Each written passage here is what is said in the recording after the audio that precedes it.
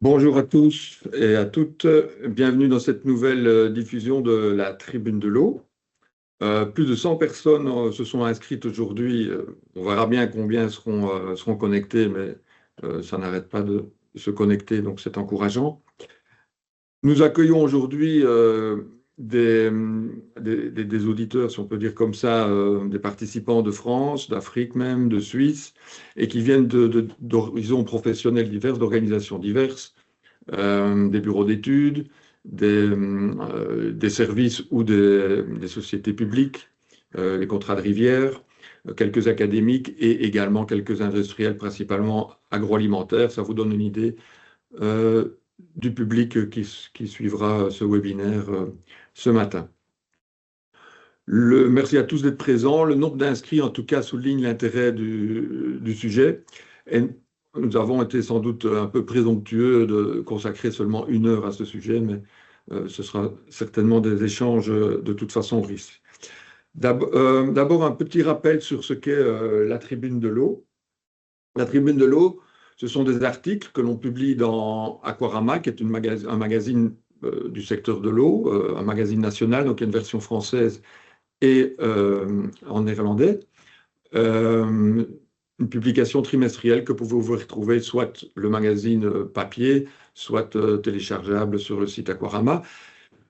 La Tribune de l'eau, c'est également des événements comme celui-ci, des webinaires ou en présentiel. Toujours intéressant quand même de se rencontrer. Et nous organisons, entre autres, lors du salon Aquarama, des conférences également en présentiel. Alors, la Tribune de l'eau, c'est a priori en francophone, simplement pour avoir plus de facilité d'échange, puisque c'est destiné à échanger sur différents thèmes, toujours dans le secteur de l'eau, et simplement, on se dit que c'est plus facile pour tout le monde si ça reste francophone, mais on sera heureux d'accueillir des gens de tout horizon, de toute façon. Alors, en pratique, on a défini des grands thèmes qui peuvent être déclinés dans la tribune.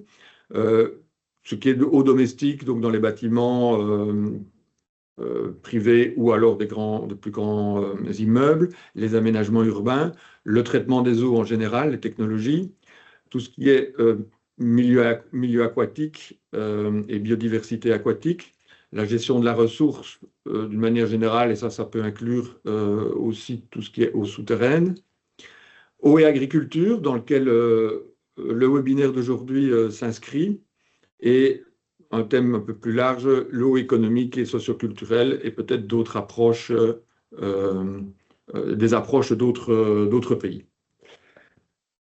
Voilà, donc nous sommes nombreux, et donc il y a quelques règles que nous vous demandons de partager. Votre micro est coupé. Vous pouvez poser vos questions dans le chat, ou plus précisément dans le questions et réponses, dont vous trouvez sur l'écran ici l'emplacement pour intervenir. Nous avons 40 minutes pour les 2 exposés. Ensuite, après les 2 exposés, on essaiera de répondre, les orateurs essaieront de répondre aux questions du chat. Et si on a l'occasion et possible, alors intervenir, poser des questions directement, lever la main.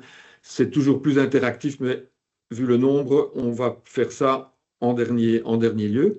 Ensuite, il est prévu de clôturer le webinaire sensu stricto vers midi, mais nous avons l'habitude de laisser le Teams ouvert, la session ouverte encore pendant une demi-heure, sans obligation de rester, mais ceux qui veulent échanger entre eux et se répondre, les micros seront ouverts et ce sera l'opportunité éventuellement pour ceux qui veulent de continuer pendant une demi-heure, et à 12h30, on clôturera la session. Voilà. Il est temps maintenant de commencer. J'ai oublié de dire aussi que le webinaire était enregistré et que les présentations seront disponibles par téléchargement après, début de semaine prochaine, ce sera possible. Nos orateurs aujourd'hui, le professeur Aurore Degré de Jean Blois Agrobiotech, spécialiste dans de nombreux domaines tels que l'hydrologie, la physique et la conservation du sol. Et nous prolongerons le sujet ensuite par une approche de terrain qui nous sera expliquée par Fabien Ferraud de Rivière et Ferraud. Je passe maintenant la parole au professeur Degré.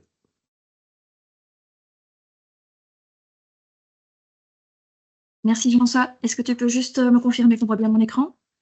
Tout à fait, c'est très bien. En mode présentation, donc c'est parfait. Magnifique. Bonjour à toutes et à tous. Je vous ai donc préparé une petite présentation concernant finalement la contribution que l'agriculture pourrait avoir à la résilience hydrologique. Je vais démarrer par quelques considérations sur l'état du cycle hydrologique tel que l'on voit aujourd'hui à l'échelle de notre planète. Vous avez déjà certainement vu ce type de représentation. Ça a été assez bien relayé dans la presse. C'est le Centre de résilience de Stockholm qui nous a annoncé il y a quelques années de cela que 9 limites planétaires étaient dépassées. Et parmi ces limites planétaires, les limites planétaires relatives à l'eau, avec une séparation entre l'eau bleue et l'eau verte. L'eau bleue étant cette eau qui se trouve dans les rivières, dans les lacs, mais aussi dans les eaux souterraines. Et l'eau verte, celle qu'on voit un petit peu moins, à laquelle on pense moins, c'est l'eau qu'on retrouve dans le sol et dans la végétation.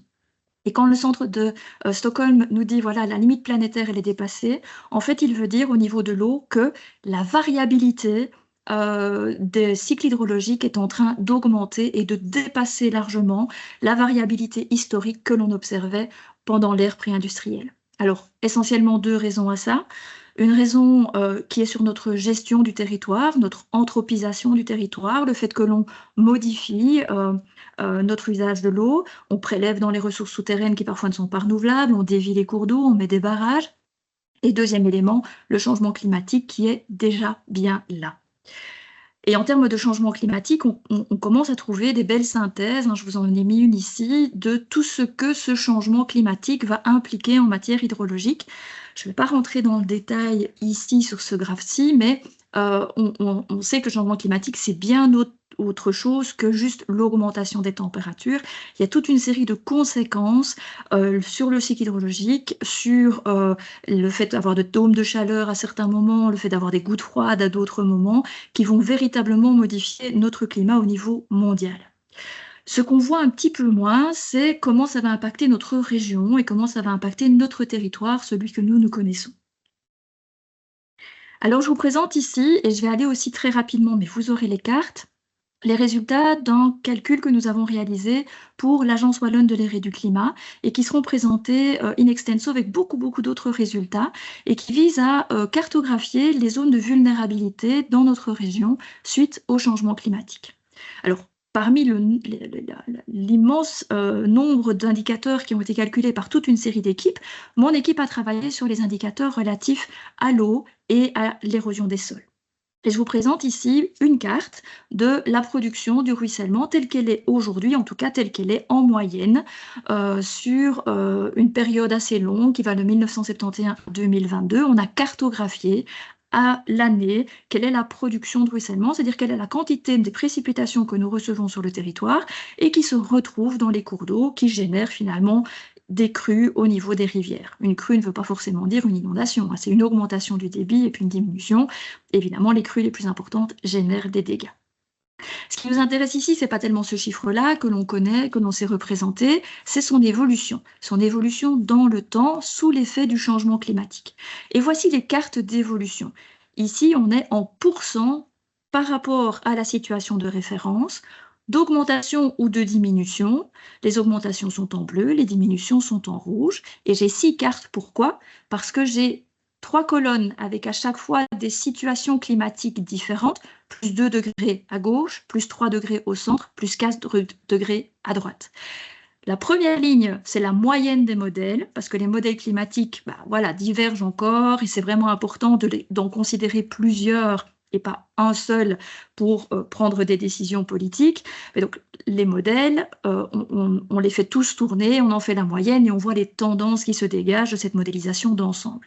Et la ligne du dessous, c'est le modèle le plus pessimiste par rapport à la thématique. Alors, globalement, que voit-on? Il n'y a pas de rouge.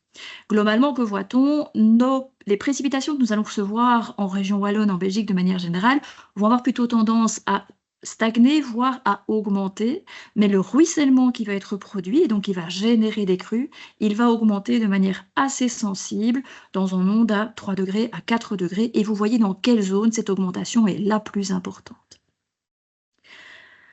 Au niveau des sécheresses, les indicateurs que l'on va regarder, c'est la teneur en eau minimale que l'on atteint dans les sols.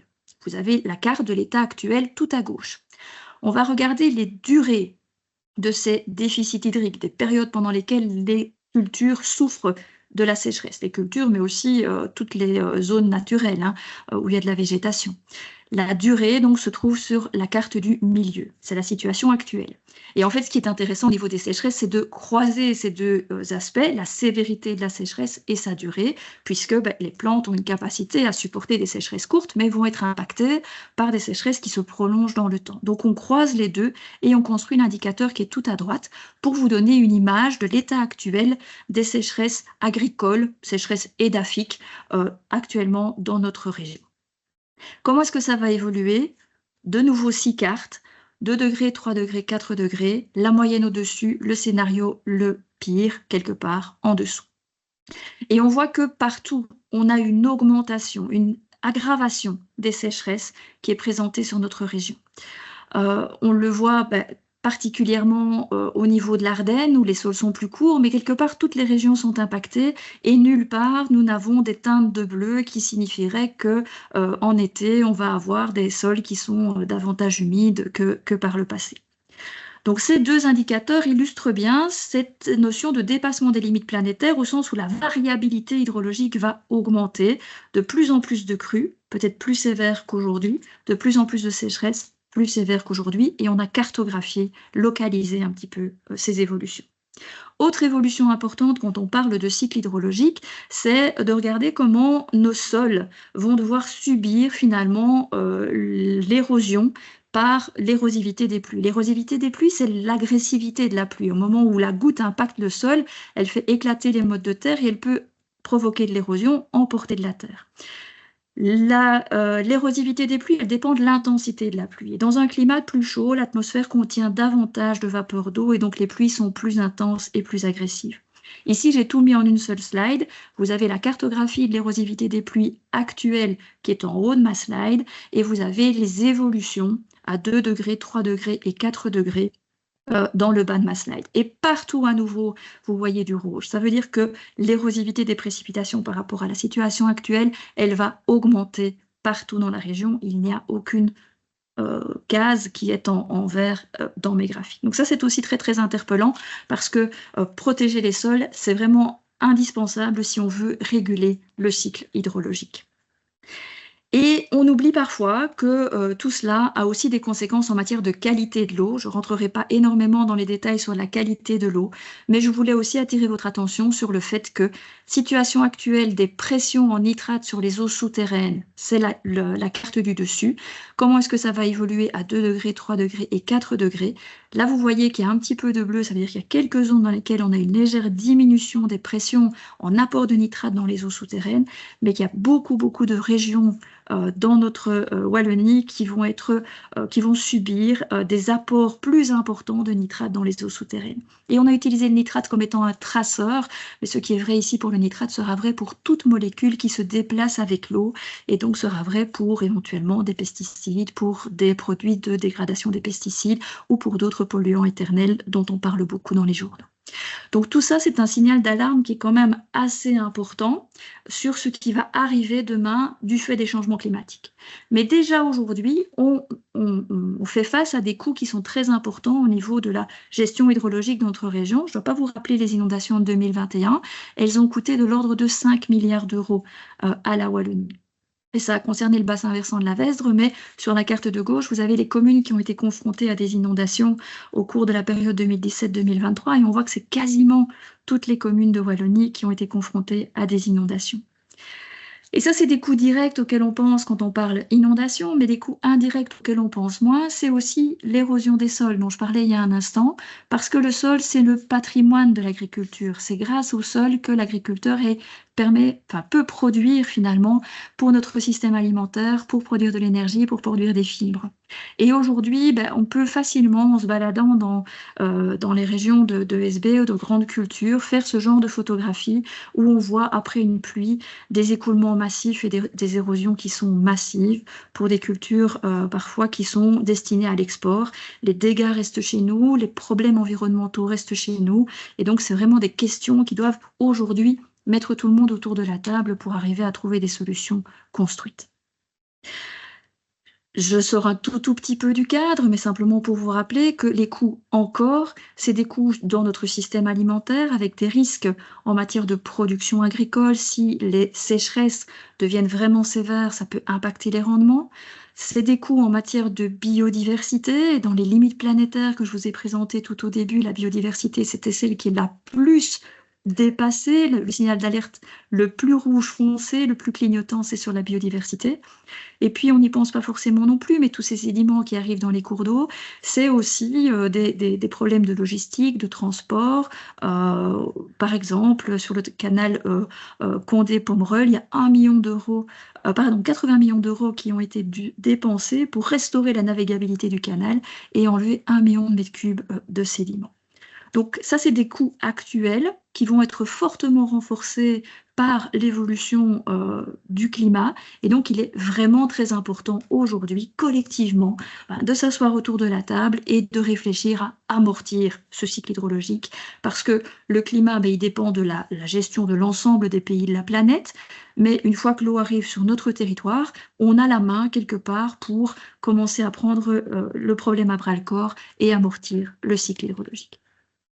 Alors, on va explorer ensemble les solutions en se préparant à un monde à plus 3 degrés. Pourquoi plus 3 degrés? Parce que c'est la trajectoire sur laquelle on se trouve pour le moment. Et on est même à peu près une dizaine d'années en avance par rapport à cette trajectoire du plus 3 degrés sur base des observations. Donc, on est vraiment sur les cartes plutôt les plus pessimistes que je vous ai présentées juste avant. Et mon propos va être de vous suggérer en fait de réfléchir à deux aspects.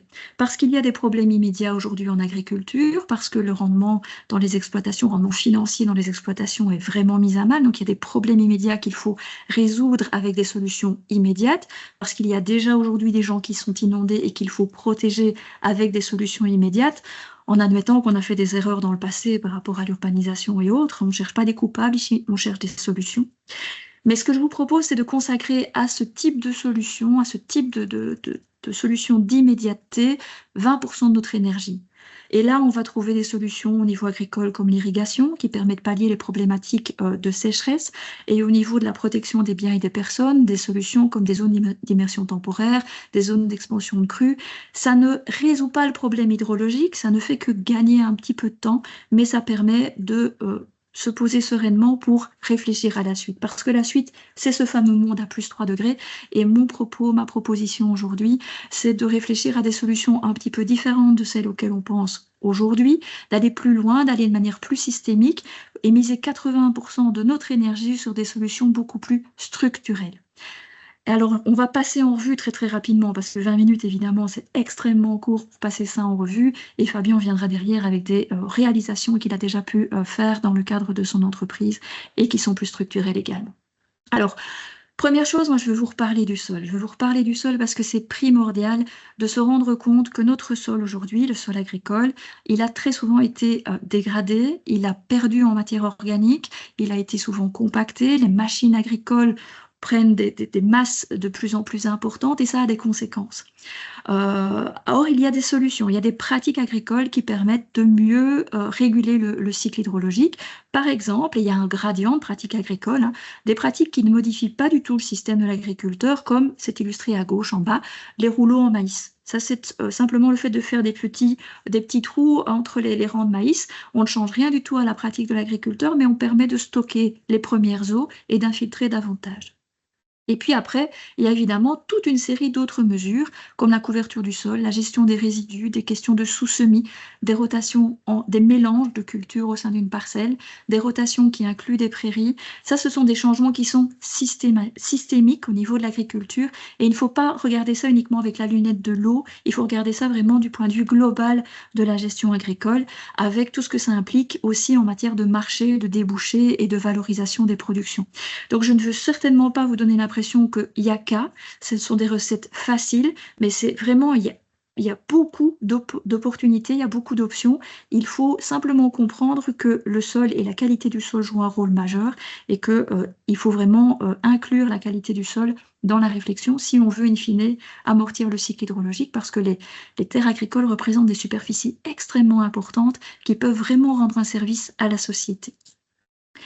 Je vais vous donner simplement quelques ordres de grandeur dans un bassin versant à Chastres que nous avons avec un collègue, Charles Wilders. Ça fait 12 ans qu'on travaille sur ce bassin versant, qu'on va très régulièrement mesurer les capacités d'infiltration du sol, qu'on va mesurer les débits qui s'écoulent à l'exutoire, qu'on va mesurer les quantités de sédiments qui sont érodés.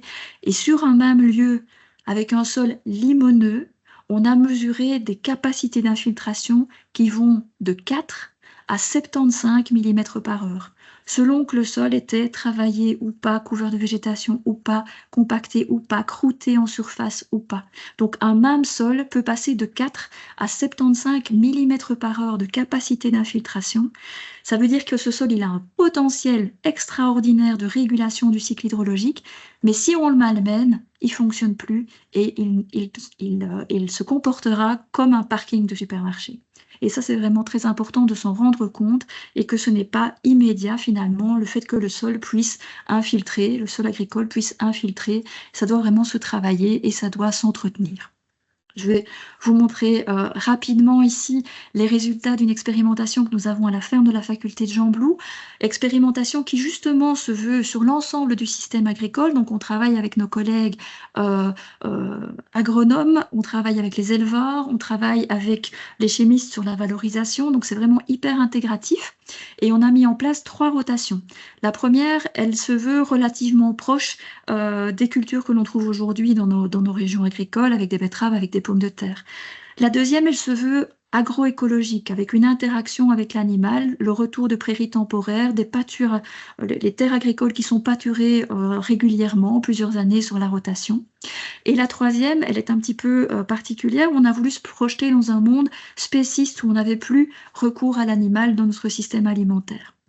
Mais ces 3 rotations permettent de nourrir la planète, en tout cas permettent de nourrir les Wallons à l'échelle de la Wallonie. Ça, c'est vraiment important. Le système alimentaire est maintenu. Et on a regardé comment ces 3 rotations se comportaient au niveau hydrologique et on voit qu'on a des différences énormes. Je ne vais pas avoir le temps ici de les expliquer en détail, mais il y a un article d'une de mes doctorantes qui est sorti à ce sujet. Vous pourrez aller voir, mais la résilience hydrologique de ces rotations est différente. Ça veut dire qu'en traitant le sol de manière différente, en appliquant des rotations qui sont différentes, le sol a cette capacité d'être beaucoup plus résilient hydrologiquement, et notamment dans la rotation basée sur l'agroécologie. Ça, c'était le volet sol, qui me paraît vraiment très important. Et puis alors, il y a le volet paysage, qui est lui aussi extrêmement important, et dont Fabien pourra vous parler aussi de manière très détaillée. Le paysage, c'est quoi? C'est l'idée que sur chaque mètre carré compte sur notre territoire. On ne peut pas gérer l'eau uniquement à l'exutoire d'un bassin versant. On doit arriver à l'infiltrer, bien entendu, mais si elle ne s'est pas infiltrée en première intention, il faut la ralentir, il faut la répartir, il faut la réinfiltrer et il faut surtout l'évapotranspirer. C'est surtout cette évapotranspiration qui va permettre de restaurer un cycle hydrologique beaucoup plus sain, beaucoup plus lent et qui va permettre de restaurer ce qu'on appelle les cycles de l'eau verte dont j'ai parlé tout au début, qui est cette eau qui est présente dans le sol et dans les végétations. C'est le sol et la végétation en évapotranspirant qui alimentent les précipitations à l'intérieur des terres. Et donc, s'il n'y a plus d'évaporation, on va dans une spirale de sécheresse qui est extrêmement dangereuse au niveau agricole. Alors, je vais vous montrer l'exemple de ce qu'on a travaillé sur le bassin versant de la Magne. On est ici au nord du bassin versant de la Vesdre. On est entre Soumagne, Herve, Fléron, sur un plateau qui est herbagé essentiellement avec un peu de bocage. On pourrait penser qu'au niveau hydrologique, c'est optimal. C'était effectivement l'idée qu'on avait au début, mais dans le cadre du schéma stratégique VESDRE qui a été réalisé suite aux inondations 2021, on a fait ce calcul de quantifier finalement l'effet d'aménagement au niveau de l'ensemble du bassin versant, de changement des pratiques agricoles au niveau de l'ensemble du bassin versant. Donc on a utilisé cette technique du rouleau au maïs et on a modifié les pratiques agricoles sur les terres qui étaient cultivées. C'est beaucoup de prairies évidemment. Et ce qu'on a fait aussi, c'est qu'on a renforcé très très fort le réseau de bocage. On a respecté le cadastre, on n'a pas bougé la dimension des parcelles, le dessin des parcelles, mais on a mis des haies autour de chacune des parcelles pour voir comment cela pouvait impacter la réponse hydrologique du bassin versant. Et ce que l'on a vu, c'est que cela diminuait de 30% les débits à l'exutoire. Quel que soit le type de précipitation, pour les petites crues comme pour les grandes crues, on diminue de 30% les débits à l'exutoire. Ça veut dire qu'il y a un vrai impact et qu'on peut commencer à quantifier cet impact. Il y a encore beaucoup de travail, hein. Je ne veux pas dire que ce modèle est absolument parfait, mais on peut arriver à commencer à quantifier ce type d'impact. Et ça veut dire qu'on peut donner de la valeur aussi à ce type de solution pour restaurer le cycle hydrologique et amortir le cycle hydrologique. Alors, pour vous faire une longue histoire en très court, ce qui se passe, c'est que les haies, elles ont un enracinement profond. Ça veut dire qu'elles sont beaucoup plus résistantes à la sécheresse. Elles peuvent aller chercher de l'eau en profondeur. Et ce faisant, elles vidangent, entre guillemets, le sol. Elles permettent qu'à la prochaine pluie, l'eau puisse s'infiltrer et s'infiltrer en profondeur. Et c'est ça qui permet d'avoir vraiment un effet significatif sur l'ensemble du territoire. Et si on va plus loin et qu'on s'autorise à repenser le territoire, si on s'autorise à redessiner un petit peu les parcelles, si on s'autorise à lire finalement, comme va vous montrer Fabien, le paysage, l'écoulement des eaux et qu'on redessine quelques points clés, quelques zones vraiment d'infiltration privilégiée, quelques zones de redistribution privilégiée, eh bien on peut aller beaucoup plus loin. Ici c'est un travail qui a été fait dans le cadre d'un mémoire d'étudiant ou sur un tout petit bassin versant avec quelques lignes de keyline, on avait modifié un petit peu la répartition des flux et on ajoute encore 10% d'efficacité supplémentaire à l'efficacité hydrologique du bassin versant quand on travaille avec ce type d'approche. Et le potentiel est vraiment énorme parce qu'ici on avait été un peu timide, c'était les tout débuts de nos essais. Et ce qui est vraiment très très intéressant, c'est qu'il y a une synergie entre les solutions qui sont favorables à l'infiltration et qui vont limiter les crues à l'exutoire du bassin versant, et la lutte contre la sécheresse, parce que toute eau qui est infiltrée, c'est de l'eau qui est en réserve pour les périodes de sécheresse et qui va permettre à la végétation d'être beaucoup plus résistante. Et on a pu montrer qu'il y avait vraiment des synergies, je suis désolée, je vais très vite, hein, mais des synergies entre les mesures qui permettent de lutter contre les inondations et les mesures qui permettent de lutter contre les sécheresses quand on se base sur ces solutions fondées sur la nature. Les haies, en tout premier lieu, en tout cas dans ce qu'on a testé, et puis les aspects de travail réduit du sol, rouleau en maïs, modification des pratiques forestières, diversification forestière, etc. La bonne nouvelle de tout ça, c'est que si on ouvre un petit peu ces chakras et que si on imagine un petit peu un paysage nouveau avec ces infrastructures vertes, avec de nouvelles haies, etc., on peut aussi imaginer des nouvelles filières, on peut imaginer de nouvelles chaînes de valeur. Je vous ai mis quelques illustrations ici, mais il y a cette association Agronut qui fait de l'agroforesterie avec la production de noisettes pour le chocolat, c'est sympa. Il y a Graines de Curieux qui a développé des nouvelles associations de culture qui sont des mélanges en fait, qui sont beaucoup plus du coup résistants aux aléas climatiques. On a des étudiants qui ont développé une boisson, un kombucha à base de haies, à base d'aubépine, qui est d'ailleurs délicieux, je vous la recommande. Et donc ça veut dire qu'on peut vraiment imaginer des choses qui ont une valeur ajoutée pour notre région et pour l'agriculture locale. Et ça me paraît vraiment être une posture beaucoup plus intéressante que simplement de mettre des emplâtres sur parfois des jambes de bois. Et donc l'idée, c'est d'avoir des sols qui sont fonctionnels et aussi des paysages qui sont hydrologiquement plus résilients et plus désirables. Il y a beaucoup de collectivités qui se lancent là-dedans, en France, en Belgique, et c'est vraiment extrêmement enthousiasmant. Et donc j'espère qu'on va pouvoir développer cela davantage dans nos régions très bientôt. Merci à tous.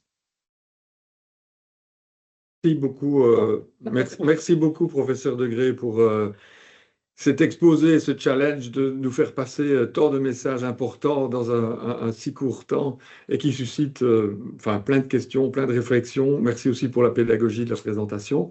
On va passer maintenant à Fabien Ferraud qui va nous illustrer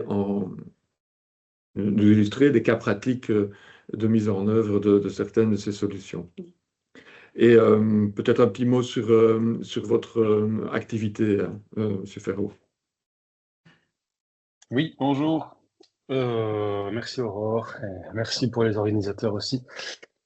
Oui, sur le sujet de notre organisation, donc en fait là, Aurore et moi, nous intervenons dans le cadre d'une association qui est Hydrologie Régénérative Belgique, et nous sommes collectivement impliqués là-dedans avec d'autres acteurs, et puis et ça rassemble des acteurs qui sont d'horizons différents. Voilà, ici on a Aurore qui est de l'horizon académique, et moi-même qui suis plutôt de l'horizon technique et bureau d'études. Et voilà, je pense que sur certaines publications, il y a encore le nom de la société AgriLandscape, mais qui vient d'être convertie en Rivière et Ferraud parce que nous nous associons avec d'autres personnes tout autant compétentes pour allier nos forces. Donc voilà, donc, si vous voyez AgriLandscape, en fait, c'est Rivière et Ferraud et vice-versa. Mais la nouvelle société, c'est Rivière et Ferraud. Écoute, Aurore, merci beaucoup pour cette super introduction hyper pédagogique, comme d'habitude. Et effectivement, on travaille beaucoup sur les problématiques de l'eau liées au sol, au paysage agricole, mais aussi sur le paysage de manière générale, puisqu'en fait, l'eau, elle va nous guider sur le paysage. Elle est un élément important de la morphologie. Et c'est en étudiant cette morphologie, c'est en étudiant ce cheminement qu'on peut parvenir à comprendre ses implications et éviter de mettre des rustines, puisque ce qu'on va faire, c'est proposer des solutions qui sont essentiellement techniques dans des contextes donnés. Mais ces solutions ne doivent pas être juste des rustines, comme le disait Aurore. On ne doit pas travailler sur l'exutoire du bassin versant, mais sur comment est-ce qu'on peut ralentir, infiltrer et disperser l'eau le plus possible dans le territoire. On peut peut-être passer c'est une très jolie image, on peut peut-être passer au second. Alors, je vais commencer assez haut dans la hiérarchie de compréhension, puis on va descendre sur des solutions très pratiques, mais on en a déjà qui sont illustrées ici.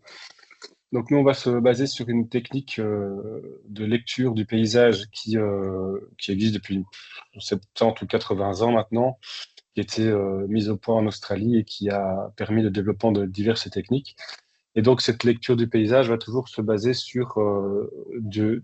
pour une superficie donnée, pour un projet donné, pour un endroit où on se situe dans le territoire, à partir de quel sommet on dépend. C'est-à-dire qu'on va aller chercher chaque fois la partie la plus haute qui correspond à la partie, le morceau du bassin versant, surtout du sous-bassin versant dans lequel on se situe. Et en découpant ce paysage d'une certaine façon, qui est assez méthodique, qui est assez en fait facile à comprendre, on parvient à chaque fois à trouver une systématisation des points d'accumulation, des points de sécheresse. Et c'est une méthode qui s'appelle Keyline Design, c'est le mot anglophone. Et ce Keyline Design va reprendre les tendances géomorphologiques du paysage pour comprendre quels sont tous les flux duquel il dépend.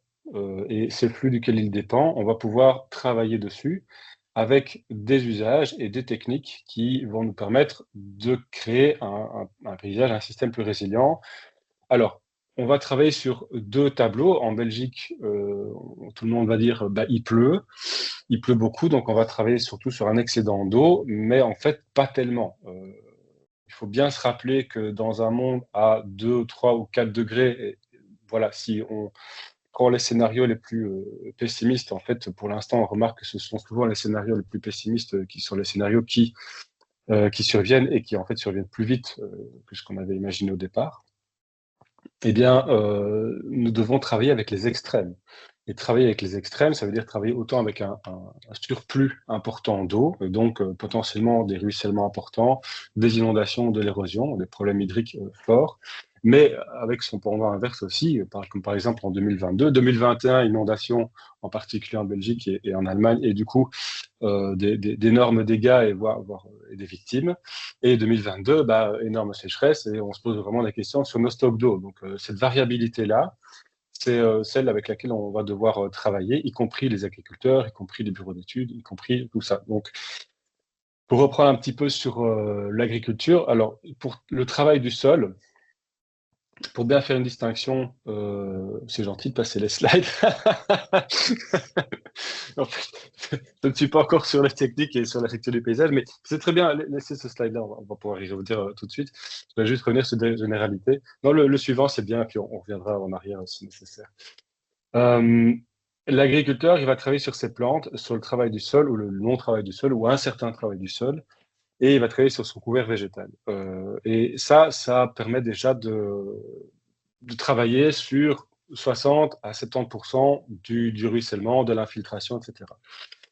Ce travail permet de travailler surtout sur la portion centrale, la portion médiane des problèmes liés aux extrêmes, enfin aux variabilités, tandis que tous les autres travaux, je simplifie évidemment, mais eux vont pouvoir, en plus d'avoir un impact quand même sur le médian, travailler fort sur tous les extrêmes.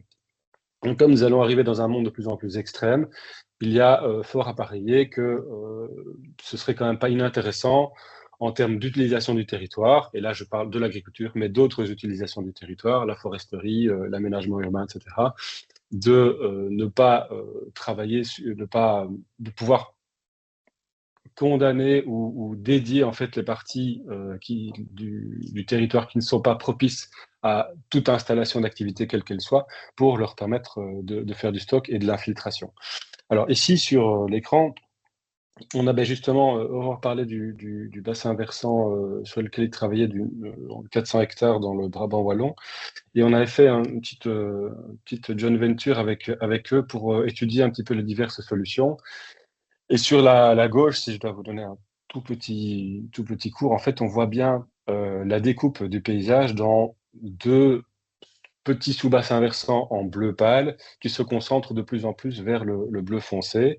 Et plus c'est rouge, plus on monte vers des crêtes et vers des pentes qui sont fortes. Et donc, en fait, pour nous, ça, c'est une lecture qui est extrêmement importante. On ne le voit pas bien ici, en tout cas je ne l'ai pas illustré, mais en tout cas les zones où on a un accent circonflexe, donc où les pentes sont très marquées et très pointues, ce sont nos zones d'accumulation, ce sont les zones sur lesquelles on va travailler. Et c'est illustré sur les images qu'on a au centre, c'est-à-dire que ce sont des endroits où en fait toute l'eau, peu importe le travail agricole qui se fait, ce sont les zones d'accumulation, ce sont des zones humides, ce sont des zones d'inondation, ce sont des zones d'accumulation et de fuite. Et ce sont typiquement des endroits où on va pouvoir, par le travail en amont et par le travail sur les flancs aussi, on va pouvoir réduire en fait cet impact trop important des eaux de ruissellement ou de sécheresse en répartissant d'abord l'eau dans le paysage, et on va pouvoir régler toute une série de problèmes et hydrater aussi une partie du paysage. Parce qu'il ne faut pas oublier que si nous sommes dans un cadre de trop d'inondation ou trop d'eau, ce n'est pas notre seul focal. Si on répartit l'eau dans le paysage parce qu'on a trop d'eau, on évite des zones de concentration qui sont vite débordées, qui donc vont aller de plus en plus vers l'exutoire, donc vers le bas, hein, donc la poursuite du bassin versant, vers les rivières, etc. Mais aussi, on hydrate plus les flancs et les autres endroits qui sont normalement des zones d'écoulement. Donc, ça marche aussi pour la sécheresse. Enfin, ça marche pour, pas dire la sécheresse tout de suite, mais le manque de pluie. Donc, on arrive à travailler sur ces deux aspects directement grâce à ces techniques. Et à droite, on a quelques aménagements, enfin il n'y a quand même pas que quelques, mais on a une série d'aménagements qui ont été proposés par nous pour une modélisation par l'Université de Jean Blou. Et je vous passe les détails techniques, sinon je suis qu'au deuxième slide, on n'a pas encore fini. Et on a remarqué que c'est là qu'on a remarqué qu'en fait les tendances à l'absorption des événements extrêmes étaient très fort marquées et très fort complémentaires au travail agricole qu'on pouvait faire sur ces sols. Sachant qu'ici, on est sur 80, non plus, peut-être 90% d'usage agricole, puisqu'on est vraiment dans des grandes plaines ouvertes. On le voit sur le paysage juste à gauche. On peut revenir peut-être un slide en arrière où il y avait des techniques qui étaient illustrées. Alors ici, je voulais juste revenir sur une petite fissure qu'on voit sur la photo en bas à droite dans de l'herbe, et la photo du milieu avec une dent rouge et noire, et la photo avec le tracteur. Ça, c'est aussi une autre technique qu'on utilise beaucoup, qui s'appelle une technique de fissurage. par un certain outil et dans un certain contexte de perpendicularisé, une certaine perpendicularité par rapport aux pentes, qui nous permettent d'infiltrer, de ralentir l'eau de manière mécanique et de recréer de l'humus, de recréer du tampon. En tout cas, on ne recrée pas d'humus par des outils mécaniques, évidemment, mais on favorise la vie du sol, la microbiologie et l'infiltration de l'eau, les contacts air-eau entre le sol et la surface. Et ça permet d'accélérer grandement les flux naturels pour qu'ils puissent être absorbés directement par le sol. Peut-être passer 2 slides plus loin maintenant. Voilà, autre exemple ici sur, c'était un petit peu ce que je voulais expliquer, c'est un peu mieux illustré ici. Ici, on est sur une zone agricole en SB de 130 hectares. Et donc, vous voyez en bleu les key points, les petites boules bleues où il y a marqué key point. En fait, ce sont chaque fois les zones de convergence, d'accumulation principale dont je vous parlais tout à l'heure, et qui nous permettent de travailler à partir de cet endroit-là. Cet endroit-là étant la zone de concentration maximale, on va pouvoir revenir de plus en plus en arrière sur le paysage et faire les aménagements en fonction de ces endroits-là. Et de nouveau, à droite, on a tous les types d'aménagements, y compris des MAEC, hein, puisqu'on travaille des mesures agro-environnementales de la PAC. On travaille aussi sur ces aspects-là et de l'agroforesterie, du changement parcellaire.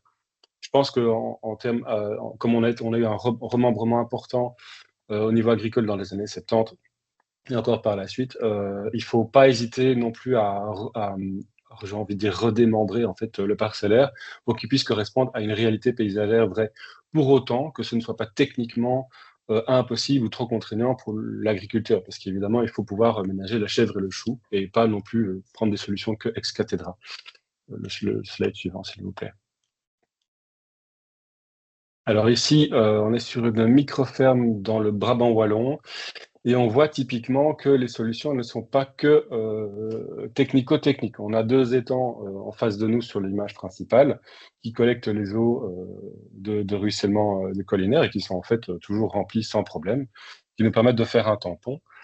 Je vous passe les détails techniques du tampon. Et l'étang du haut se déverse évidemment dans l'étang du bas par un système de trop-plein. L'étang du bas reprenant aussi toutes les eaux de ruissellement collinaire qu'on peut avoir en amont à partir du sous-bois. Il y a toutes des techniques qui ont été intégrées là-dedans, notamment aussi du pâturage tournant dynamique et des stocks d'eau qu'on utilise par déphasage. On voit ça dans les citernes qui sont posées en bas à droite de l'image. Donc des citernes d'eau qui sont installées pour pouvoir collecter de l'eau tant qu'on en a et l'utiliser quand il y en a moins, quand il y a une pression, une charge trop importante sur les nappes ou sur la collectivité. On peut passer au suivant. Ouais, si c'est un peu l'explication de ce schéma-là, je vais passer, on n'a pas trop le temps, mais voilà, comme ça pourrait expliquer pour ceux qui veulent relire les slides. Merci. Donc le suivant, s'il vous plaît.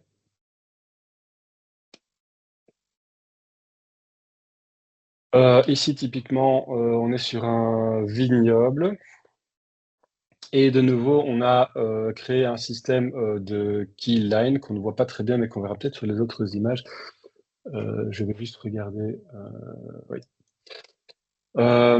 Et comme nous sommes ici, c'est un vignoble qui était installé en Ardennes, en Belgique. Et donc, en fait, en Ardennes, on n'a quand même pas autant de soleil que dans la vallée du Rhône. Et donc, nous sommes obligés d'utiliser une culture qui est dans le sens de la pente, puisque nous devons rester sur une orientation nord-sud pour éviter les ombrages. Et donc, on compense ça aussi par une installation qui sera montrée sur le schéma juste après et qui va pouvoir nous permettre de travailler sur les chemins collecteurs. Il y a un exemple du sous-solage en haut de l'image où on voit ma main qui est dans un sillon et donc on voit bien qu'ici on n'est pas sur du... Enfin, j'ai mis sous-solage, mais en fait aujourd'hui on préfère le terme fissurage puisque le sous-solage, voilà, il y a différentes interprétations et donc on voit bien que l'intervention dans le sol est vraiment très très fine et très, très directe. Le suivant, s'il vous plaît. Ici, on est sur le schéma. Donc, en fait, vous voyez en haut stock déphasage et la photo qui était prise de là en haut vers Keyline Master. Donc, ça, c'est l'orientation de la photo qu'on vient de voir juste avant. Et ce qu'on entend par Keyline Master, en fait, c'est que nous avons utilisé justement le point de convergence qui se trouve au niveau au centre. Au centre, on a mare, point clé. Et nous avons remonté une courbe de niveau sur le vignoble, qui est un chemin en fait collecteur qui permet d'avoir plusieurs fonctions.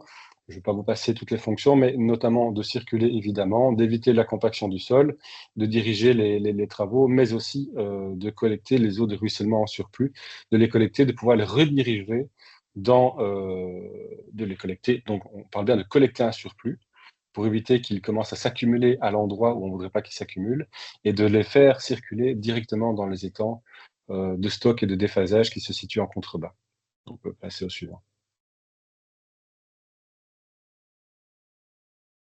Ici, nous étions en moyenne montagne, et là, il y a pas mal de techniques qui sont illustrées sur ces images. On va collecter, donc il y a un petit calcul qui s'est fait sur les sous-bassins versants desquels on dépendait, et de nouveau, on est sur, c'est très important pour nous, on est sur des chemins collecteurs. Alors, quand on fait un chemin perpendiculaire à la pente, bah, évidemment, à un moment, il faut aller dans la pente, mais bon, pour ça, il y a d'autres techniques, hein, il faut bien les faire se connecter entre eux. Quand on est sur un chemin perpendiculaire à la pente, ce chemin va nous permettre de circuler d'une manière beaucoup plus aisée, de connecter différents spots entre eux, de collecter les eaux qui sont en surplus et d'éviter d'accélérer les ruissellements. Et donc, quand on collecte ces eaux en surplus, on va les faire se déverser, on va aller mettre d'exutoire dans des étangs qu'on voit ici à l'image. Donc, à la fois, on va essayer ce chemin nous permet de répartir toute l'eau et de la ralentir, mais évidemment, il y a un moment où ça sature, où il y a un surplus, et ce surplus, on va le mettre dans des bassins tampons. Donc, ce sont des bassins qui ont une marge, qui peuvent se remplir en cas d'événement pluvieux, et qui donc vont temporiser et tamponner un petit peu, en plus de se remplir, l'eau qui va aller vers l'exutoire. Ils sont évidemment connectés les uns aux autres. Ici, on ne voit que 2 bassins, mais ce système comporte 4 bassins. Avec différents ouvrages, type il y a un trop-plein en déphasage qui se situe en haut de l'image, mais aussi toutes les petites rivières de pierre qu'on voit, en fait, ce sont des débordements d'urgence qui sont installés pour pouvoir faire en sorte que les bassins, en cas de gros événements, puissent déborder les uns dans les autres, donc par un fil conducteur, sans aller creuser et faire et ruisseler les terrains qui sont tout autour, quoi. Voilà, on peut passer au suivant. Ça, c'est un exemple de technique.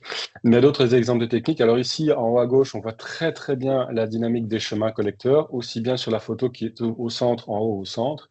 Et ces chemins collecteurs nous permettent de stocker, de temporiser de l'eau dans des bassins intermédiaires. À droite, en haut à droite, nous avons un projet Portugal qui, lui, a été fait complètement en keyline. Donc on voit bien, en fait, les keylines, nos courbes de niveau ici, sont mis sur des points de référence et on les remonte, on les redescend en parallèle pour établir une connexion entre les différentes collines pour que l'eau ne se concentre pas ou se concentre moins et puisse aller irriguer de manière passive ou active les zones de culture. En bas à gauche, c'est un petit, on va appeler ça un petit barrage. Donc on peut aussi mettre des retenues de réhydratation. On peut appeler ça aussi des redans dans des fossés. Ici, c'est une photo qu'on a prise en Slovénie, qui permettent chaque fois de temporiser et de micro-inonder en fait certaines phases d'un ruisseau pour éviter de faire des flash floods et d'arriver avec l'eau. En fait, plus elle descend vers le bas, plus elle va s'accumuler. Enfin, elle va donc c'est comme une avalanche. Ça va grossir de plus en plus et ça va continuer à grossir et grossir. Et donc, on a des énormes problèmes en aval. Et donc ici, chaque fois, c'est de freiner, temporiser, infiltrer, freiner, temporiser, infiltrer. Mais en mettant des barrages tous les 50 mètres, ou des petits barrages tous les 50 mètres, tous les 30 mètres, selon la pente, on peut vraiment avoir un effet. Et ce ne sont pas forcément des barrages qui sont remplis quand on est dans un événement normal, mais qui ont une capacité de remplissage qui va s'auto-saturer quand il y a un événement plus important. Et donc, on a aussi un fossé de déphasage juste en bas, plus ou moins au centre. Et à droite, j'ai juste mis une petite photo de quand on crée une mare, une des mares qu'on avait vues sur un des petits projets précédents. Et le suivant, s'il vous plaît. Mais en fait, on a fini. Je pense. Voilà, j'ai essayé de tracer un petit peu. Je pense qu'on est quasiment 20 minutes. Et voilà, je préférais laisser aussi la place aux questions. Je voulais juste rappeler dans quelle mesure on travaille, parce que pour nous, c'est une façon de travailler qui devrait être généralisée. C'est étudier le contexte local. Donc, le contexte local, c'est dans quel bassin versant on se situe. Bon, il y a le sol, il y a quel sommet, quel sous-sommet, comment circule l'eau, quelle est la colonne vertébrale de l'eau dans le paysage. C'est faire corréler les problématiques hydrologiques et climatiques avec l'usage du territoire. Donc, l'usage du territoire, ça va être est-ce qu'il est agricole, est-ce qu'il est forestier, est-ce qu'il est urbanisé, est-ce que c'est un mélange. Et forcément, on va se concentrer sur la zone pour laquelle on a une mission, hein, parce qu'on ne peut pas travailler forcément toujours sur tous les bassins versants. Et ensuite, uniquement ensuite, on choisit les solutions techniques et on les fait se connecter entre elles. Donc, on ne choisit pas une solution technique en disant on va mettre un truc là, parce que si on met un truc là, à cet endroit-là, parce qu'on a remarqué ce problème-là, c'est comme mettre une rustine sur une chambre à air qui est déjà trouvée de partout. Et donc, à un moment, il faut qu'on puisse redesigner une chambre à air qui puisse nous aider à rouler longtemps, quoi. Voilà. Très bien, merci beaucoup pour ces illustrations, les exemples très concrets enfin, sans connaître le détail des projets, mais ne semblent pas, en tout cas, être contre l'activité économique. Et ça a l'air d'être tout à fait compatible avec l'activité économique agricole ou des vignobles. Je peux répondre là-dessus. Oui, allez-y. Parce qu'en fait, c'est intéressant parce que c'est effectivement une problématique qui nous est soulevée par les agriculteurs en permanence. C'est économique, rentabilisation des machines, etc. Il faut estimer il faut qu'on puisse lâcher prise sur 10 à 15% du territoire agricole, donc de la surface agricole utilisée pour faire ces installations.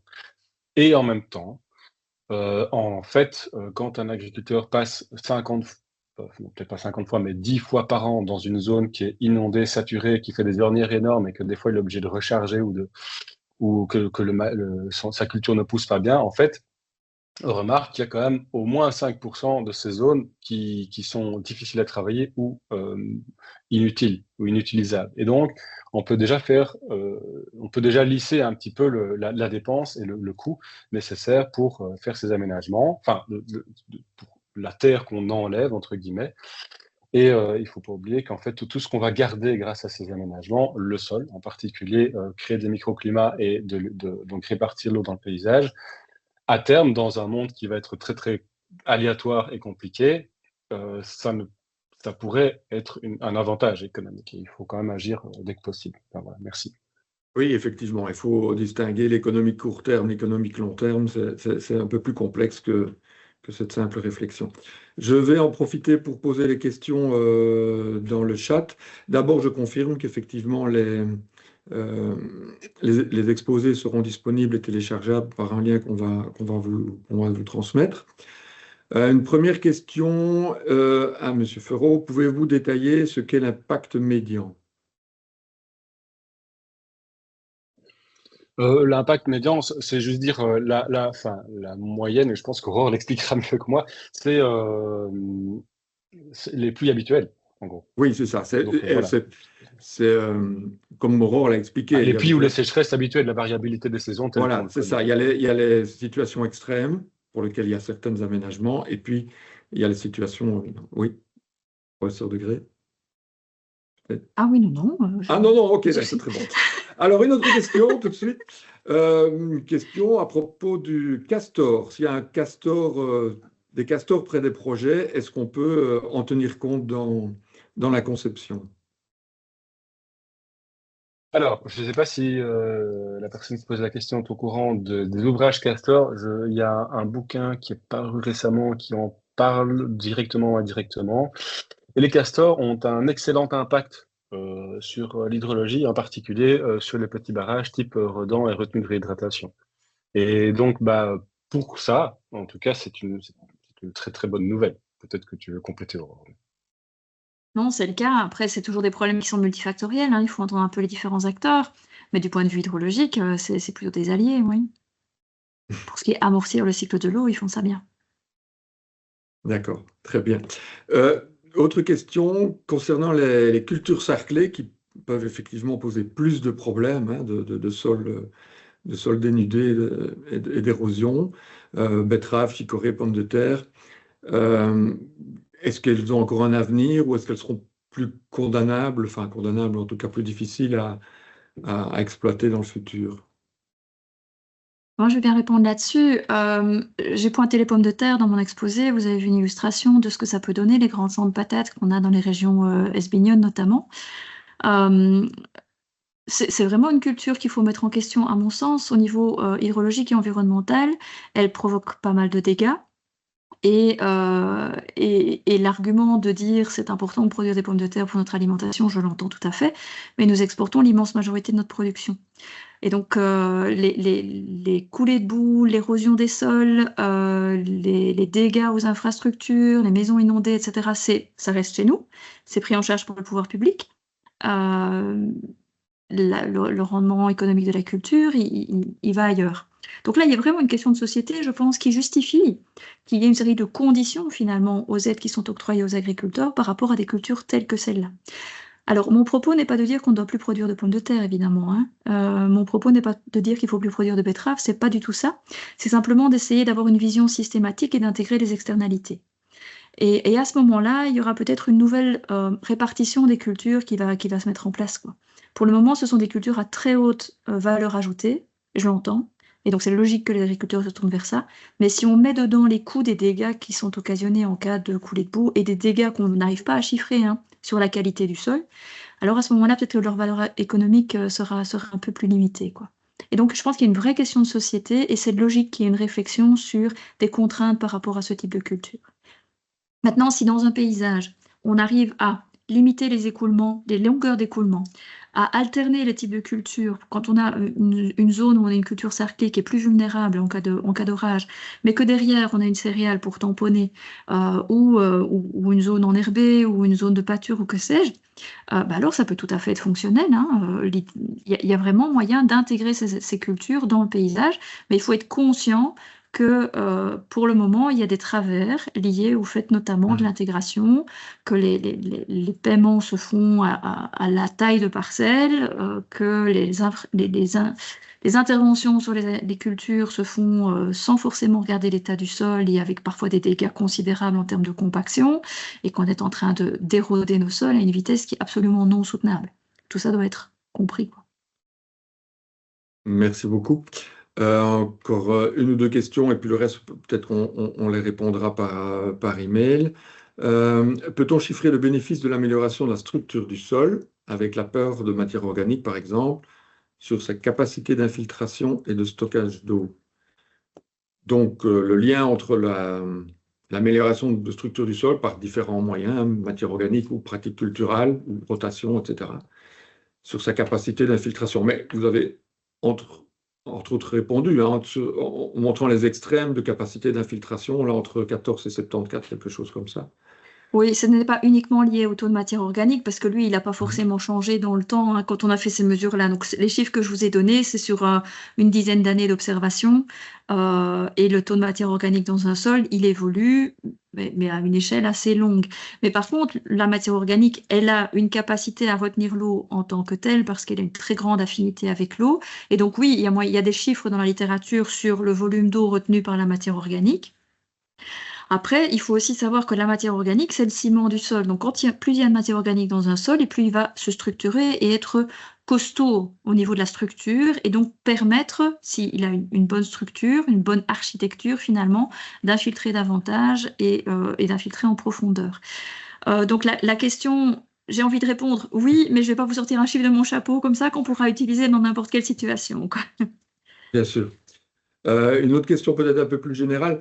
Vous avez mis en avant effectivement la nécessité et l'accélération du besoin avec les changements climatiques, mais finalement, est-ce que ces pratiques, ces modifications de pratiques n'auraient quand même de toute façon pas été nécessaires, même à climat égal, quoi, à climat constant? Est-ce que de toute façon, si on veut éviter les inondations, les coulées de boue, et aujourd'hui déjà l'érosion est à peu près, on érode en moyenne à la grosse louche, hein, donc c'est un peu un raccourci, mais on érode une douzaine de tonnes hectares an sur les terres agricoles, et le taux soutenable c'est 2 tonnes hectares an. Donc oui, il y a déjà un souci. On est trop riche en fait, on ne se rend pas compte de ce problème parce qu'on a la chance d'avoir des sols extrêmement profonds, des collègues qui sont en France et qui parfois tapent avec la charrue dans le grès sans rendre beaucoup plus compte que nous. Et au niveau inondation, ben, on a déjà aujourd'hui, mais on est déjà aussi dans un processus d'évolution climatique, on a déjà aujourd'hui un certain nombre de situations. Ben, Fabien le rappelait, la sécheresse de 2022, je pense qu'elle est restée dans pas mal de mémoire, les inondations de 2021, pareil. Donc, il y a déjà aujourd'hui une problématique importante et on sait que les prévisions, elles ne sont pas très, très optimistes par rapport à ça, quoi. D'accord. Vous voyez également dans votre présentation la puissance de la modélisation, hein, et des simulations. Euh, alors, deux questions. Comment est-ce qu'on peut apprécier leur fiabilité et est-ce que ça peut encore évoluer, ces capacités de simulation dans le futur? Alors, ce qui est important de savoir, c'est que quand on fait une simulation, on fait une simplification de la réalité. Donc, on pose une série d'hypothèses. On en est conscient. Je ne suis pas rentrée là dans le détail, mais ne me faites pas penser, ne me faites pas dire que je suis sûre jusqu'au dernier carat de la dernière virgule des résultats des modèles. C'est pas le cas. Mais ce qu'on voulait, c'est quand même arriver à mettre des ordres de grandeur et mettre des chiffres. C'est les ordres de grandeur qui sont importants. La modélisation, elle a besoin de mesures. Elle ne peut pas fonctionner si elle n'a pas de mesure, parce que c'est trop facile, alors on fait dire n'importe quoi au modèle. Et il y avait un des intervenants qui parlait d'un outil pour remplacer le rouleau en maïs qui était plus performant. Tout ça, c'est super intéressant. Pourquoi on a utilisé le rouleau en maïs? Parce qu'on avait des mesures, on avait des chiffres et on avait la capacité de faire, d'intégrer ces chiffres dans ces modèles et donc de pouvoir extrapoler sur des grands territoires et de pouvoir se projeter dans le temps sous des climats différents. Mais on a absolument besoin de mesures. Et donc, ce qu'on propose ici, il y a une partie de choses pour lesquelles on a des résultats expérimentaux, parfois dans des centres de pilotes, parfois dans des exploitations, parfois dans des centres de recherche. Mais il y a aussi des choses où, quelque part, on est un petit peu à dire d'experts. Et c'est vrai pour ça que c'est vraiment important d'avoir des interactions avec le terrain, d'avoir des interactions avec les gens qui, au jour le jour, observent le terrain. Et sur ça, on aurait besoin d'améliorer notre connaissance.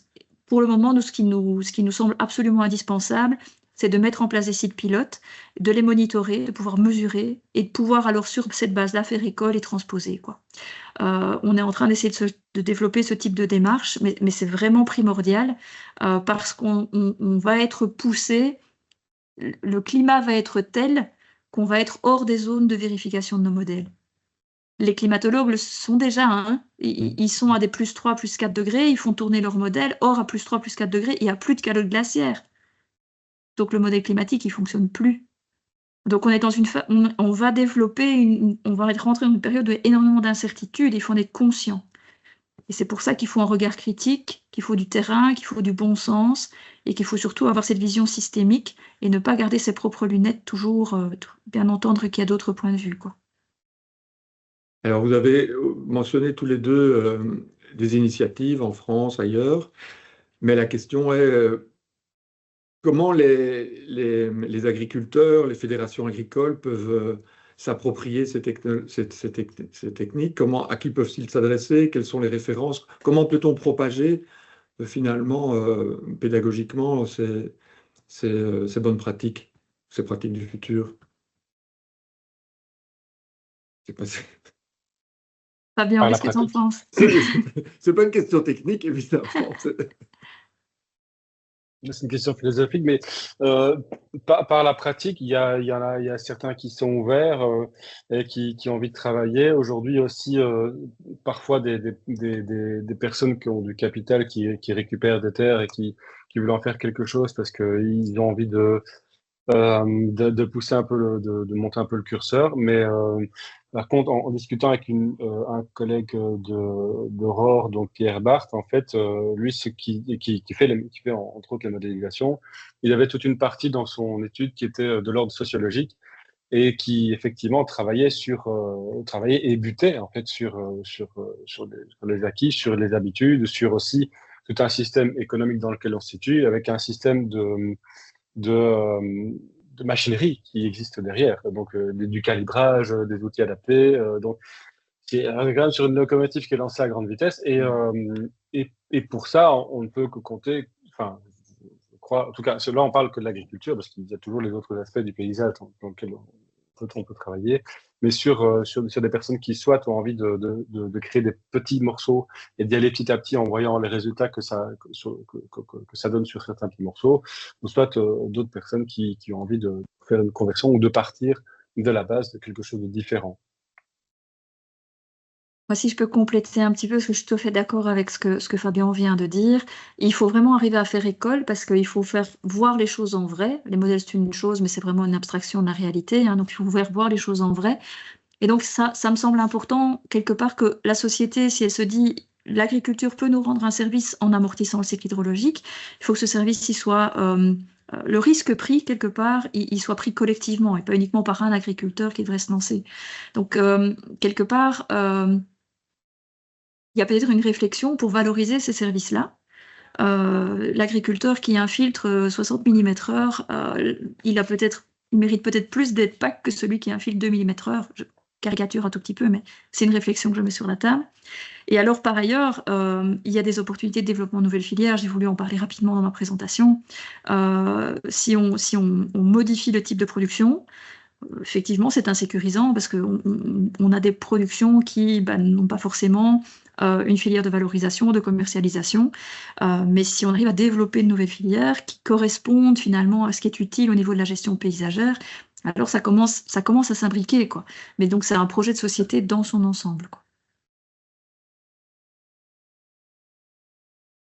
Alors, encore une question concernant, est-ce qu'il y a enfin, je ne sais pas si vous savez répondre, des livres ou des ressources à conseiller pour aller plus loin sur le sujet?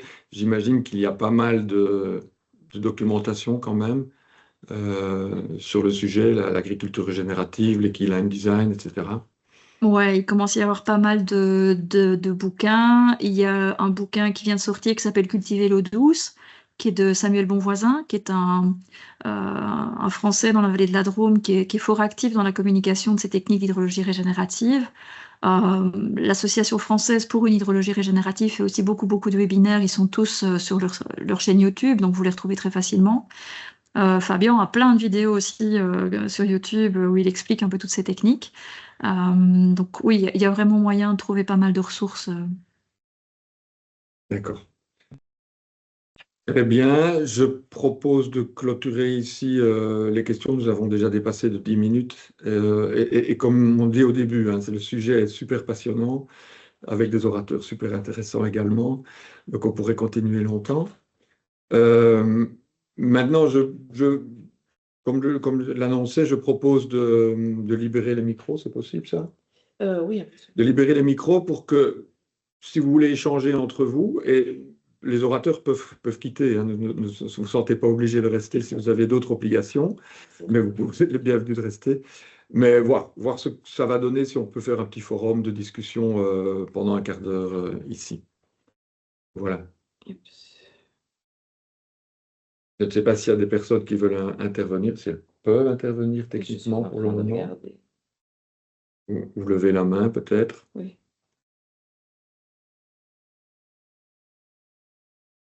Ah, bah, c'est difficile alors. Alors, en attendant,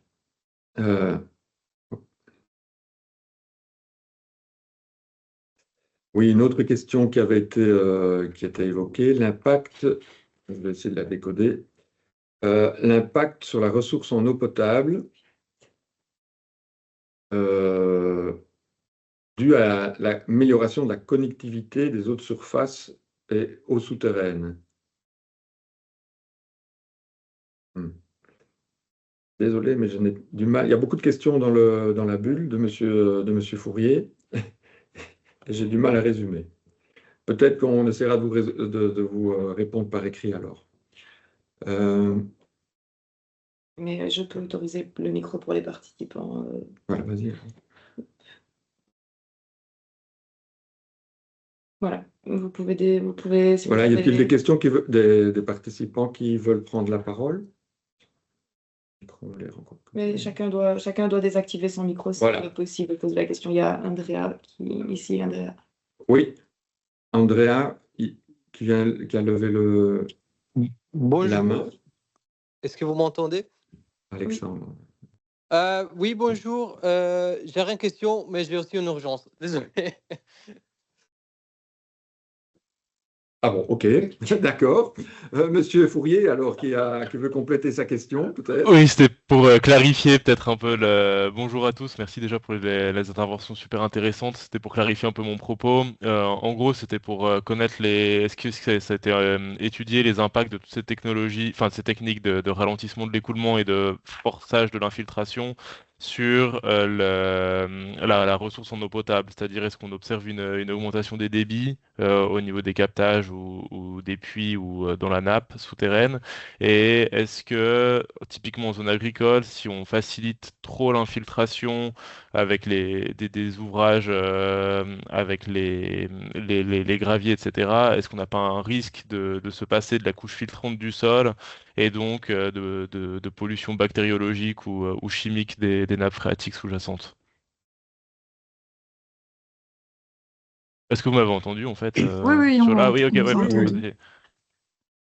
Je sais pas, Fabien, si tu as un élément de réponse, Alors, je vais commencer, mais tu vas compléter parce que tu as plus ça de va. données que moi. Donc, sur les données factuelles là-dessus, moi, je n'en ai pas et j'ai l'impression que les solutions sont trop éclatées et pas encore assez globales que pour pouvoir calculer ça. Mais peut-être qu'Aurore a plus d'infos vu qu'eux, ils ont des outils de mesure sur voilà, à des endroits précis. En revanche, sur les infiltrations, quand on travaille sur des graviers, c'est pas forcément ce qu'on va essayer de privilégier, mais c'est tout à fait possible. Et c'est même indispensable.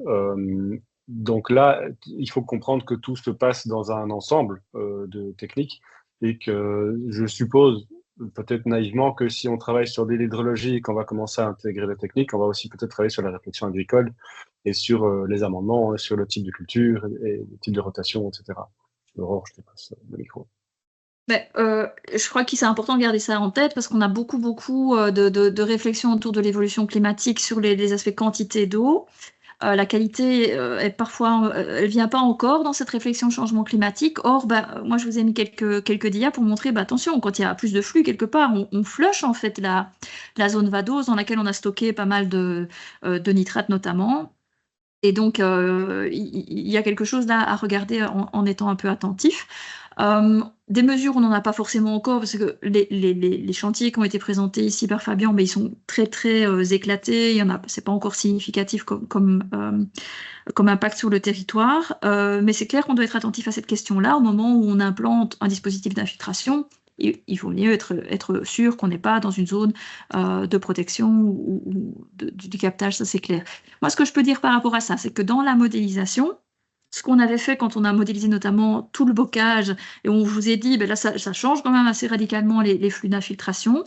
En fait, on a regardé si ça changeait les flux de recharge, parce qu'on a le sol et puis on avait le sous-sol, et donc en fonction des profondeurs de nappe, le sous-sol, il peut être d'épaisseur extrêmement variable selon les situations. Et ce qu'on a vu, en fait, c'est que l'eau s'infiltrait, mais l'eau s'infiltrait essentiellement en été. C'était une période dans laquelle on n'a pas vraiment de recharge, on n'a pas vraiment de flux verticaux. Et l'eau qui s'était infiltrée en plus, elle était évapotranspirée en plus, grâce à la végétation qui était quand même assez développée et assez active. Et donc, dans le cas qu'on a étudié au niveau de la modélisation, ce qu'on a vu, c'est que la recharge était inchangée. Et qu'il y avait beaucoup plus de flux entrant-sortant au niveau du sol, mais sol au sens la zone racinaire plus, quoi. Donc ça, c'était vachement intéressant et c'était plutôt rassurant par rapport à cette question de pollution des nappes. Mais il est évident que si, à un moment donné, on veut faire parce que ça fait partie des solutions aussi de la recharge maîtrisée d'aquifères. On a un collègue à Liège, Serge Bruyère, qui travaille là-dessus. Voilà, évidemment, on essaie d'injecter le plus vite possible pour la sécuriser l'eau dans la nappe. Il ne faudrait pas que cette eau soit polluée par des pesticides ou d'autres nutriments, quoi. Donc, c'est un point d'attention important. Et là, je trouve que votre question est tout à fait pertinente, c'est qu'on ne regarde pas encore assez les aspects qualité par rapport à ces systèmes de régénération et de compensation finalement de l'intensification du cycle hydrologique. Alors, Super, pour merci pour la compléter, réponse.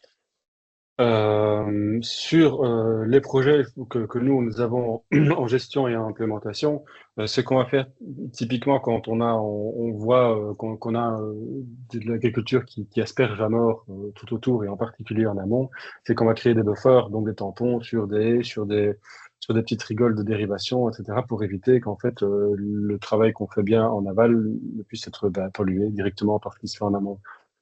C'est une stratégie d'évitement, mais ça ne répond pas tellement à la question, mais voilà. Merci pour vos réponses. Je vous en prie. Voilà, je vois que le chat ça sèche progressivement, c'est le cas de le dire. Et s'il n'y a plus d'autres interventions, on va pouvoir clôturer la séance, à moins. Oui, j'ai entendu un bruit. Oui, vous m'entendez? Je ne sais pas si vous entendez. Moi, je ne vous entends pas, donc enfin, je n'entends pas mon retour. Voilà. Moi, je suis agriculteur depuis 35 ans du côté de Waterloo. Et en fait, j'ai un peu potassé tout ce qui était chimie qu'on retrouve dans les eaux. On retrouve principalement des produits qui sont même plus utilisés depuis l'urette, comme l'atrazin et Tout à fait. sans dégradation, donc son métabolique. Également, on retrouve actuellement encore beaucoup de chlorhydrate d'azon qui était utilisé. Je crois que ça fait 6 ans maintenant qu'on ne l'utilise plus. Donc, ici, je ne veux pas prendre le parti de on ne fait rien, on essaie de faire des choses pour améliorer les choses. Ce qui est clair, c'est qu'on nous reproche la pollution des eaux, mais ici, forcément, c'est des produits qui ne sont plus utilisés. Maintenant, les PFAS, on découvre des choses qui apparaissent, qu'on ne recherche pas. Enfin, tout dépend de ce qu'on cherche et de ce qu'on trouve. Donc ça, c'est pour le côté pollution. Ma question concernant les pommes de terre et les cultures sarclées, c'est clair que le travail du sol de printemps pose un problème en cas d'orage. Maintenant, c'est de savoir vers quoi veut-on aller et quelles sont les cultures alternatives. Parce que je m'y intéresse aussi, je vais aussi à des cours, on parle de miscanthus, de sylphie, de ci, de ça, mais il faut trouver une rentabilité quand même malgré tout. La sylphie, d'après ce que j'ai entendu, c'est une culture que pendant 2 ans n'est pas rentable, on investit pas mal d'argent, et puis on ne cultive plus vraiment. Voilà, ils viennent ensiler, c'est pour de la biomasse. Donc, moi, ce que je veux, simplement, on ne peut pas faire des céréales sur des céréales. Ça, c'est pas possible. Quelles sont les solutions? Moi, je veux des solutions. Je ne veux pas dire, voilà, ça, c'est un problème, OK, mais quelles sont les solutions? Je fais de la fissuration, je fais du TCS. Ça fait 2 ans que j'ai repris la charrue parce que forcément, on ne savait plus. Depuis le mois d'octobre 2023, c'était impossible de monter sur un champ, sauf pour les cultures de printemps. Donc, c'est toutes des problématiques. Je ne veux pas qu'on me dise il n'y a qu'à. Ça, c'est pas possible. Moi, mes terres, depuis en 2023, ont été déclarées en extrême. Donc, aucun travail du sol, aucun apport chimique ni organique. Donc, même de la vigne, on ne pouvait plus les faire. Alors que j'ai 4,5 km de tournière, j'ai ceinturé il y a 25 ans mes terres de tournière et je fais du TCS. Et donc, on m'a dit, vous ne pouvez plus cultiver. Je vous avoue que je suis un peu perplexe. Je suis un des rares dans le coin à faire autant d'aménagements, de haies, tout ça. Et malgré tout, elles étaient condamnées, comme c'était écrit. Donc, en fait, quand on met en place une mesure, il faut réfléchir et prendre au cas par cas. Ça, je crois que c'est très important, c'est de dire, voilà, qu'est-ce qui se passe sur l'exploitation, plutôt que de dire, voilà, réduire les grands blocs, je suis tout à fait d'accord, de faire des bandés anti-érosifs, tout à fait d'accord, je le fais, mais dire cartographier une parcelle en disant celle-là n'est plus cultivable, ça, c'est pas possible non plus. Voilà. C'est très complexe, je comprends, mais voilà. Oui, merci beaucoup, M. Fogg, pour votre témoignage. Et c'est tout à fait compréhensible de la réflexion des IACA. C'est effectivement c'est des réflexions très complexes. Je ne sais pas si un des intervenants a des solutions. Comme moi, je comprends tout à fait. Je suis allée dans ce sens-là. Je pense avoir dit qu'effectivement, c'est pas des recettes, c'est des choses qui doivent s'étudier parce que c'est un peu facile après de donner des recettes. Maintenant, sans connaître l'exploitation en question, c'est difficile de répondre. Je pense qu'effectivement, il faut regarder sur le terrain. Mon point, et notamment par rapport aux cultures sarclées, c'est le... Moi, ce qui me peine, c'est la perversité du système, finalement, qui encourage justement ces grands blocs et qui encourage une culture sans prendre en considération ces externalités. Et là, je pense qu'il y a une vraie réflexion, effectivement, à avoir pour internaliser les externalités et les services rendus quand on temporise, quand on ceinture, quand on ralentit les flux, etc. Je n'ai pas une solution à sortir de mon chapeau, encore une fois. C'est effectivement hyper complexe parce que si on garde uniquement les lunettes de l'hydrologie, voilà, on va sortir des choses qui ne sont pas applicables, quoi. Pour le moment, dans le bassin versant de la Vesdre, parce que voilà, on a eu cette opportunité de travailler beaucoup là-bas, mais il y a un potentiel énorme aussi dans les terres de SB.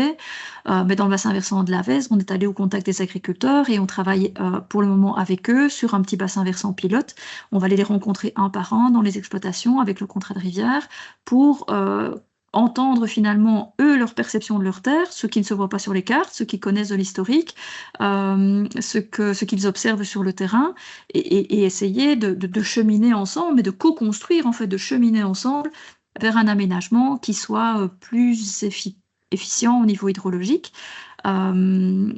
Mais c'est loin d'être évident, hein, c'est loin d'être évident. Et c'est bien pour ça, finalement, que les communes, très souvent, elles se tournent vers des zones d'immersion temporaire et vers des zones d'expansion de crues qui sont des emplâtres sur des jambes de bois. C'est parce que quand on veut travailler vraiment au niveau du paysage, soit on travaille au niveau d'un propriétaire qui fait une commande, comme l'a montré Fabien, et c'est très chouette, soit il faut mettre ensemble plein de protagonistes, parce que la logique paysagère de l'écoulement des eaux n'est pas la logique du cadastre, n'est pas la logique des propriétaires, des exploitants, etc., ni des frontières politiques.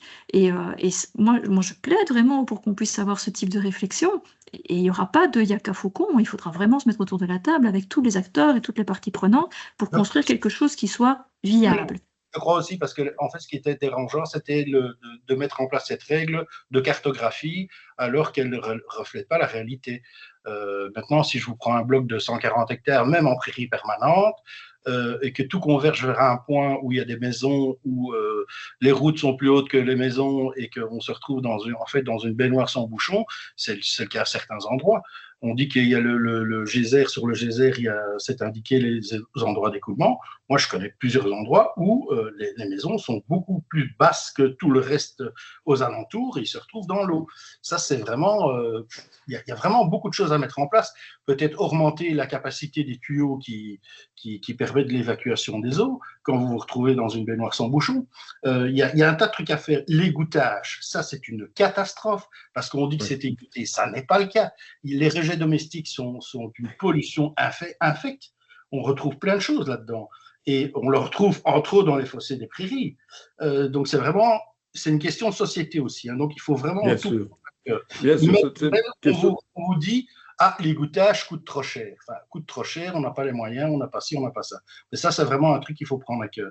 En tout cas, pouvoir, comme vous dites, les bassins d'orage c'est des emplâtres, mais malgré tout, quand on se retrouve avec des maisons où la route a été surélevée et il n'y a qu'un tout petit tuyau qui permet d'évacuer les eaux, des orages, que ce soit une prairie permanente en amont ou des terres de culture, ça ne change rien. Donc, c'est ça que je disais, toujours pas confondre inondation et érosion des sols. Hein. Il y a les bien sûr, on a bien compris que c'est une problématique générale d'aménagement du territoire, que les pratiques d'avant doivent évoluer, mais que les infrastructures ne sont pas, sont aussi héritées de des décennies anciennes et ça prendra un peu de temps beaucoup de temps peut-être pour changer. Monsieur Courtois voulait aussi avancer quelque chose avant qu'on ne clôture dans quelques minutes. Oui, donc voilà, merci Jean-François. Et donc par rapport aux différentes interventions qu'on vient d'entendre, quelques petites remises en perspective. D'abord, j'apprécie évidemment ce qui a été dit aujourd'hui. Notamment c'est moi qui ai posé la question sur l'impact médian, parce que comme tu viens de le dire, la responsabilité des agriculteurs c'est une chose, elle est réelle dans un certain nombre de cas, mais on voit que c'est pour gérer tout ce qui est de l'ordre qui n'est plus de l'ordre des pluies ordinaires, il faut autre chose, et il faut des aménagements de bassins versants et ce genre de choses, comme ça a bien été détaillé aujourd'hui, et ça c'était très, très important. Par rapport à toute cette discussion sur les réglementations par rapport à l'érosion, ce ce dont moi je veux témoigner maintenant, de façon courte, c'est que il y a eu effectivement cette histoire en 2023. Il faut quand même clarifier, cette réglementation a été retirée et il y a des choses ce qui vont revenir en 2026. Et ce que moi je trouve très positif, c'est que j'assiste pour le moment à un véritable brainstorming de la part non seulement de plusieurs acteurs, justement, et c'est ça qui est très positif, de la part du politique, de la part de l'administration, j'en fais partie, de la part du secteur agricole et de la part d'un certain nombre d'acteurs, notamment dans le domaine des cultures cerclées, où je dirais enfin un certain nombre de questions se posent et ils se les posent. À quoi cela va-t-il aboutir pour 2026? J'en ai une petite idée, mais bon, aujourd'hui, on ne va pas parler de ça et là, ce n'est pas moi qui vais divulguer tout cela. Par contre, ça me semble aller dans le sens que, effectivement, on ne va pas placer les agriculteurs devant un mur, c'est-à-dire ça vous pouvez, ça vous pouvez pas, mais plutôt devant des choix à effectuer avec des responsabilisations derrière, avec une boîte à outils qui devra être disponible et dans certaines situations, ils pourront avoir des choix. Et donc, ça, c'est fondamental par rapport au respect de la dimension d'entrepreneurs et d'indépendants des agriculteurs pour qu'ils puissent effectivement continuer à effectuer leur travail tout en étant conscients d'un certain nombre d'implications de ce qu'ils font ou de ce qu'ils ne font pas. Voilà, alors effectivement, il y a un certain nombre de techniques alternatives qui sont testées. J'ai cité les Stancador. Il y a des chiffres, Aurore, si tu en veux, là-dessus, au CIPF notamment, et j'essaye, quand j'ai un peu de temps, de relancer les tests avec ce machin pour d'autres cultures que le maïs. Mais voilà, il faut, comme pour tout, avoir le temps. Merci beaucoup, Pierre, pour cette intervention. Une dernière intervention, peut-être pour Madame Vilquin, qui souhaitait également intervenir. Oui, bonjour, vous m'entendez? Oui. Merci. Moi, j'avais juste une petite question. Je suis urbaniste basée à Namur et je me posais la question de comment travailler aussi sur le cycle de l'eau en ville et comment pouvoir, voilà, j'ai l'impression que tous les projets qu'on peut voir en agriculture régénérative et hydrologie régénérative, c'est OK, c'est dans le bassin versant, c'est à proximité. Je travaille aussi sur Verviers, c'est à proximité de la ville. Et après, en fait, nous, j'ai l'impression que les urbanistes, on est cantonnés à travailler dans le milieu bâti. Et comment faire le lien, en fait, comment continuer, voilà, qu'on ne travaille pas que nous de notre côté avec les îlots de chaleur, avec l'eau en ville, mais qu'on puisse, voilà, se retrouver et travailler en même temps avec tout le reste du bassin versant et pas uniquement travailler avec les limites communales de l'urbanisation, quoi. Et j'avais une petite question en fait par rapport au terme. Je me demande si ça fait sens le terme regenerative planning qu'on commence à voir un petit peu partout en urbanisme. Et je me pose vraiment la question, est-ce que c'est pas un terme qu'on prend, est-ce que c'est pas du greenwashing de vouloir dire que l'urbanisme aussi veut être régénératif? Et voilà, j'aimerais bien pouvoir participer à ce mouvement en faisant vraiment, en utilisant vraiment le milieu urbain dans un but intéressant pour l'eau, pour la nature en général. Et est-ce que à vous, ça vous parle quand on dit voilà, l'urbanisme régénératif ou l'aménagement du territoire régénératif? Est-ce que ça veut dire quelque chose pour vous et est-ce que ça a un sens? Merci. Alors, oui. Merci. Super. J'ai plusieurs éléments suite à ça. D'abord, ça rejoint un petit peu la situation de Monsieur Fogg, parce qu'il y avait un volet agriculture, puis il y avait un volet urbanistique, en fait, dans sa réflexion. C'est-à-dire qu'en fait, les solutions ou les problèmes ne sont pas toujours à notre portée dans le sens où ils sont à l'extérieur de la zone sur laquelle on a un impact, et que donc on est victime ou dépendant, surtout, en fait, de ce que les gens veulent bien faire autour. Et donc, on peut mettre toutes les solutions qu'on veut sur un terrain.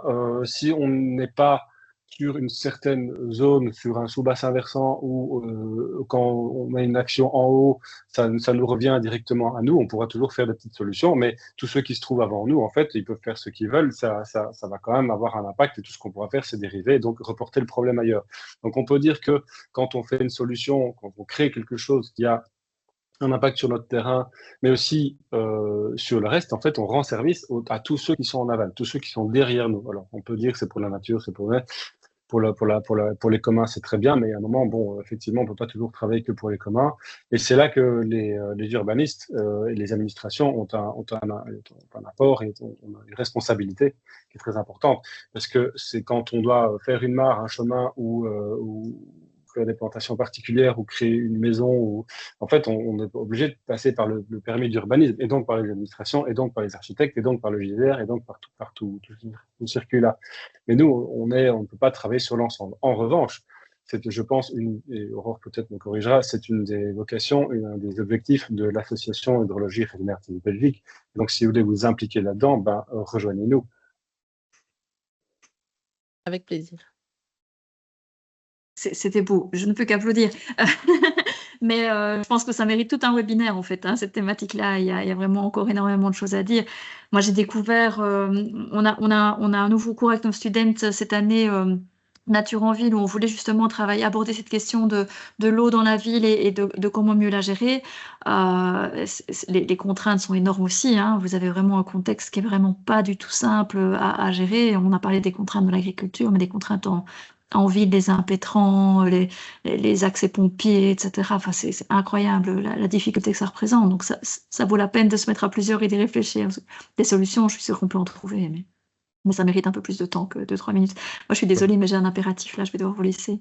Mais c'est très gentil. En tout cas, désolé, Merci Monsieur beaucoup. Bernardello, mais nous allons finir le webinaire ici. En tout cas, un tout grand merci à nos orateurs.